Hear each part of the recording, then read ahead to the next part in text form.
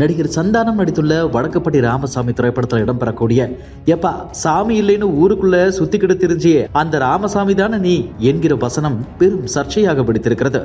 தந்தை பெரியாரை விமர்சனம் செய்யும் வகையில் சந்தானம் படத்தின் வசனம் இருப்பதாக சமூக வலைதளங்களில் கடுமையாக எதிர்ப்பு கிளம்பியது. இதனால் சந்தானம் தனது எக்ஸ் பக்க பதிவுகளையே நீக்கியிருந்தார். இது தொடர்பாக கருத்து தெரிவித்திருந்த மூத்த பத்திரிகையாளர் பிஸ்மி, சந்தானம் ஒரு சாதிய வன்மம் பிடித்த சங்கி, அதனால் திட்டமிட்டே தந்தை பெரியாரை விமர்சனம் செய்திருக்கிறார் என சாடியிருந்தார்.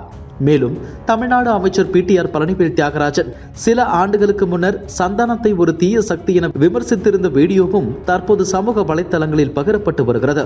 நடிகர் சந்தானத்திற்கு எதிராக பெரும் எதிர்ப்பு எழுந்துள்ள நிலையில் அவருக்கு ஆதரவாக சீமானின் நாம் தமிழர் கட்சியின் கொள்கை பரப்பு செயலாளர் சாட்டை துரைமுருகன் சமூக வலைதளங்களில் பதிவிட்டிருப்பது புதிய சர்ச்சையாக வெடித்துள்ளது.